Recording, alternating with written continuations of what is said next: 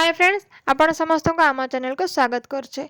आजिकल का वर्षा पागरे सूप टिके पीवा को बहुत इच्छा होतबो तो आज आम बनैबा हेल्दी मांडिया सूप। सूप बनैबा एठी मु गोटे कड़ाई नीचे एबे एथिरे पकेबा गोटे चमच बटर आ गोटे चमच तेल। बटर एठी मेल्ट हे गला एबे आम एथिरे काटी के रखितबा रसुन को पकेबा। रसुन टेस्ट एथिरे बहुत बढ़िया लागे सेतिबे निश्चय पकेबे। रसुन टिके भाजीला परे एबे पकेबा काटी के रखितबा पियाज। पियाजर कंचा स्मेल जिबा जाय ताको आम भाजीबा।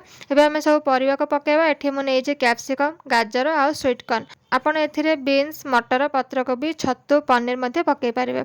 एबे एथिरे स्वाद अनुसार लुण पकेबा आ भलरे मिसई देबा आ परिवा को आमे घोड़े की 90% कुक करबा। एबे आमे घोड़नी को काढ़ी की मिक्स करबा। एबे एथिरे पानी पकेबा जते जन का पई बनौछन्ती से हिसाब रे पानी देबे आ बॉयल हेबा पई छाडी देबा। साइड रे मु एठी 3 चमच मांडिया चूना नेची गोटे बाउल रे सेतरे टिके टिके पानी देकी तार गोटे स्लरी बनैबा के अधिक पानी देबे नहले रहिले एडा मोटा हे जिवो। एबे हमर पानी भलरे फुटी गलानी। एबे आमे जो स्लरी बनैथिले सेटा को धीरे धीरे पानी रे पकेबा आ गोटे हाथ रे मिक्स करबा। एबे आमे याको 5 मिनिट कुक करबा। एबे हमर हेल्दी मांडिया सूप रेडी हे गला। मोर एठी पानी टिके कमी गले सेतमे टिके मोटा हे जायछि किंतु टेस्ट वाइज तो बहुत बढ़िया थिला। एथरे टिके ब्लैक सॉल्ट आ लेंबू चिपुड़ी की सर्व करंतो। वर्षा पाग को हेल्दी सूप समस्त को बहुत बढ़िया लागिबो। आज पई एतिकी पुणी आसीबे नुवा वीडियो सहित। रहउछि धन्यवाद।